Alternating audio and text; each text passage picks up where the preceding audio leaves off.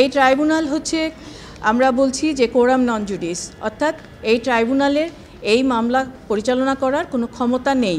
এই ট্রাইব্যুনালে যে এখন যে বিচারটা হচ্ছে সেটা হচ্ছে জুলাই আগস্ট, এটা হচ্ছে একটা পলিটিক্যাল কনফ্লিক্ট। এখানে কোনো ওয়ারের বিশেষত্ব নাই এবং কোনো ওয়ার নাই।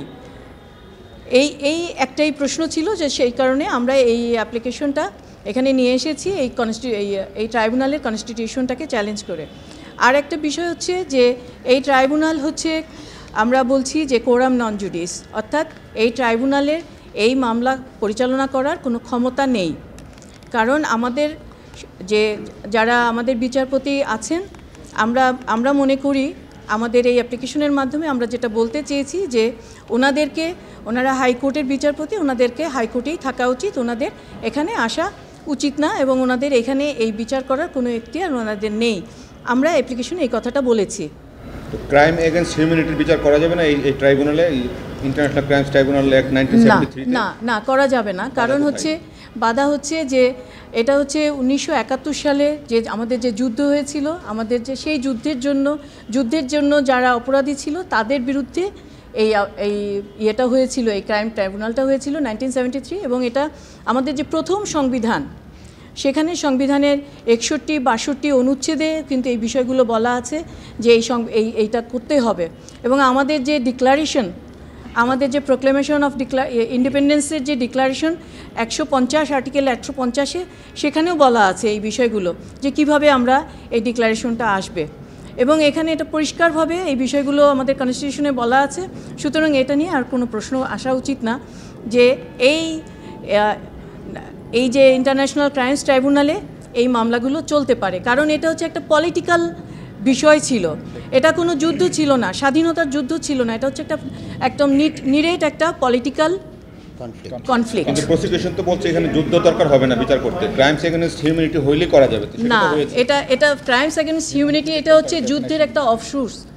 এটা হচ্ছে যেমন ধরেন একটা গাছের যে বিভিন্ন ডালপালা থাকে, ঠিক ওরকমই ক্রাইম। এটা যুদ্ধ, ওয়ার থাকতে হবে। ওয়ার থাকলে ওয়ারের সময়ে যে আপনার যে জেনোসাইড হয়েছে, ওয়ারের সময়ে যে অ্যাবডাকশন হয়েছে, ওয়ারের সময় যে রেপ হয়েছে, এগুলো হচ্ছে মেইন যে কগনেট ল, যেটা মাদার ল হচ্ছে ওয়ারটা থাকতে হবে।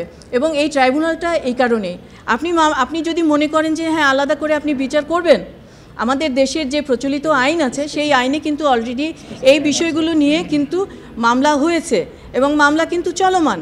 এবং এটা হচ্ছে আবার দ্বিতীয়বার কিন্তু এখানে আবার এসছে, এই একই অপরাধী নিয়ে আবার দ্বিতীয়বার এসছে।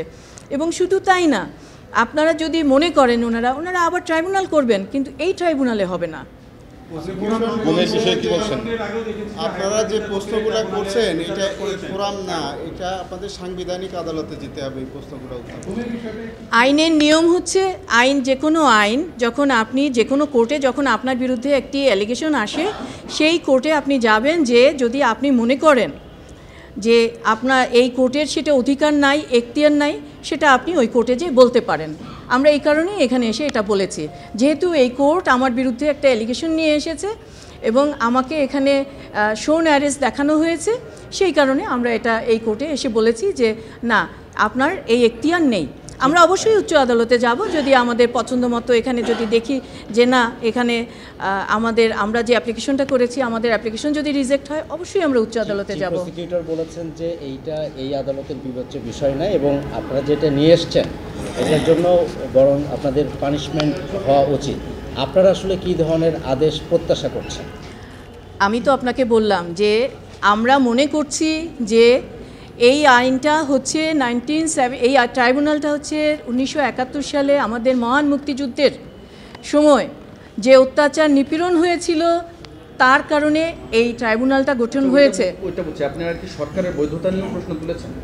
না, সরকারের বৈধতা নিয়ে এখানে আমরা প্রশ্ন কেন আসবো? আমরা সরকারের বৈধতা নিয়ে প্রশ্ন আসে নাই আমাদের। এটা ওনার প্রসিকিউশন বুঝতে পারেনি। আমরা যেটা বলেছি যে অর্ডিন্যান্স দিয়ে কখনো অ্যাক্টকে সংশোধন করা যায় না। প্রসিকিউশন যে বলে না যে প্রেস ট্রায়াল, আপনারা আমাকে কয়দিন এখানে দেখেছেন? আপনারা এখানে আমাকে দেখেন না, এবং আমি কিন্তু এখানে আসতেও চাই না কখনো। আপনাদের অনুরোধের জন্য কিন্তু আমি এখানে এসেছি। উনি ওনার মনের মাধুরী মিশিয়ে প্রসিকিউশন সবসময় এখানে বক্তব্য দেন। ওনার প্রথম বক্তব্য, বিভিন্ন রকমের বক্তব্য আছে। আমি আপনাদের কাছে একটা জবাব আমি আপনাদের কাছ থেকে আশা করব যে একজন যখন কারো বিরুদ্ধে কোনো অভিযোগ আসে, অভিযোগ তদন্ত হবে, চার্জশিট হবে, তারপরে সেটা বিচার হবে, তারপরে আপনি তাকে অভিযুক্ত হিসাবে দাবি করবেন। তার আগে তো আপনি তাকে অভিযুক্ত হিসাবে দাবি করতে পারেন না। কিন্তু প্রসিকিউশন কি করছে? মনের মাসুরি মিশিয়ে উনি এখানে বলতেছেন এই হয়েছে সেই হয়েছে। এই যে উনি এত হিউম্যান রাইটসের কথা বলেন, এখানে যে 3,000 পুলিশ মারা হয়েছে, সেটা নিয়ে কি প্রসিকিউশন কোনো কথা বলে? তাদের কি হিউম্যান রাইটস নাই? তাদেরকে যখন পেটানো হয়েছে, ঝুলিয়ে রাখা হয়েছে, তাদের কি কোনো হিউম্যান রাইটস নাই? হ্যাঁ, এটা কাদের তথ্য? 3,000 পুলিশ? এটা আমার তথ্য না, এটা হচ্ছে আমি জাতিসংঘের সনদের যে তথ্য যেটা সেখানেও আছে। এটা তো আপনাদেরই তথ্য, আপনাদের কাছ থেকেই আমি পেয়েছি, আপনাদের কাছ থেকেই পেয়েছি, এই পত্রিকাগুলো। সদস্য মারার কোনো 3,000 হোক আর 2 জন হোক, মেরেছে তো, তো সেই মারাটা যে উনি মেরেছেন, তাদের কি কোনো হিউম্যান রাইটস নাই? তাদের হিউম্যান রাইটস আছে কি না আছে বলেন? এই যে অনেক মানুষকে, আরেকটা বিষয় আমি বলি, এই যে আরেকটা আমাদের যে গেজেট হয়েছে একটা, যে কতজন আমাদের লোক এখানে, কতজন ছাত্র মারা গেছে, এই গেজেটটা নিয়ে আমি একটা প্রশ্ন করে যেতে চাই আপনাদের কাছে। সেটা হচ্ছে যে এখানে আমি একটা লিস্ট পেয়েছি 800 সামথিং। এখন এই লিস্ট 876 বা কিছু, যারা ফিরে আসছে তাদের সাথে ইনক্লুড কিনা আমি জানি না। এটা নিয়ে একটু তদন্ত হওয়া উচিত। আর সেকেন্ডলি আরেকটা বিষয় হচ্ছে যে আমি এই যে রিপোর্টটা দেখেছি, সেখানে গেজেটে যেমন মারা গেছেন যিনি, ওনার বয়স কত বলা নাই, উনি ছাত্র কি, ওনার প্রফেশন কি বলা নাই, উনি কোন কারণে মারা গেছেন বলা নাই, ওনাকে কোন হসপিটালে উনি মারা গেছেন বলা নাই।